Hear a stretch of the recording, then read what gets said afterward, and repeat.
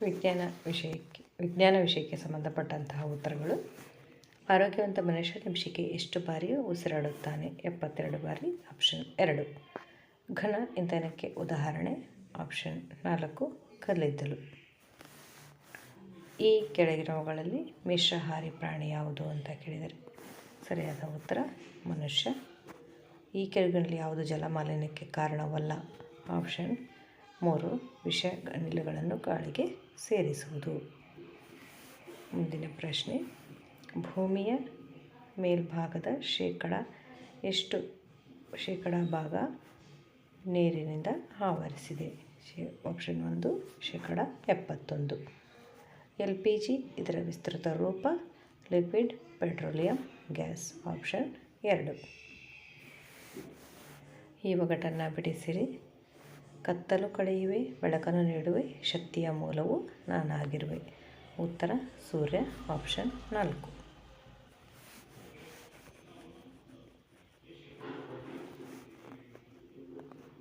Next, ಸಾಂದ್ರತೆಯ ಅಂತಾರಾಷ್ಟ್ರೀಯ ಮಾನ?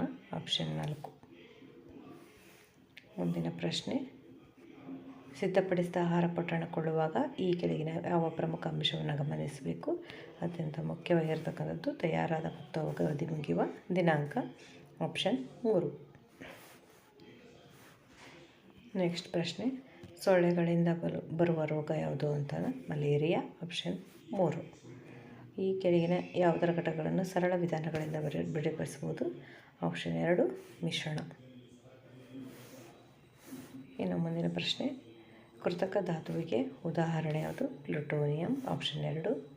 ಹಳದಿ ಧೂಮಕೇತು ಎಷ್ಟು ವರ್ಷಗಳಿಗೊಮ್ಮೆ ಕಾಣಿಸ್ತದೆ? ಆಪ್ಷನ್ 2 76 ವರ್ಷ.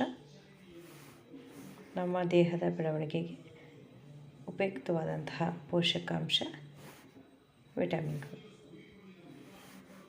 ಮುಂದಿನ ಪ್ರಶ್ನೆ, ಇದು ಒಂದು ಸಿರಿಧಾನ್ಯಕ್ಕೆ ಉದಾಹರಣೆ? ನವಣೆ. ಆಪ್ಷನ್ 3.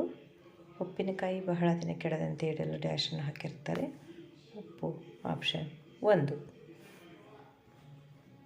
ಮುಂದಿನ ಪ್ರಶ್ನೆ, ಈ ಕೆಳಗಿನವುಗಳಲ್ಲಿ ಇಟ್ಟಿಗೆಯ ಲಕ್ಷಣ ಯಾವುದು? ಕಣಗಳು ನಿರ್ದಿಷ್ಟವಾಗಿ ಮತ್ತು ತುತ್ತಾಗಿ ಜೋಡಣೆಯಾಗಿರುತ್ತದೆ? ಆಪ್ಷನ್ 4. ಮುಂದಿನ ಪ್ರಶ್ನೆ, ಅಣೆಕಟ್ಟಿನಲ್ಲಿ ಸಂಗ್ರಹವಾದ ಶಕ್ತಿಯನ್ನು ಏನಂತ ಕರೀತಾರೆ? ಪ್ರಚನ್ನ ಶಕ್ತಿ. ನೆಕ್ಸ್ಟ್ ಪ್ರಶ್ನೆ, ಭೂಮಿಯ ಮೇಲಿರುವ ಎಲ್ಲ ಶಕ್ತಿಗಳ ಮೂಲ ಆಕಾರ? ಸೂರ್ಯ. ಆಪ್ಷನ್ 2. ಪ್ರಾಣಿಗಳಲ್ಲಿ ಅತ್ಯಂತ ದೊಡ್ಡ ಪ್ರಾಣಿ ಯಾವುದು? ನೀಲಿ ತಿಮಿಂಗಿಲ. ಆಪ್ಷನ್ 3.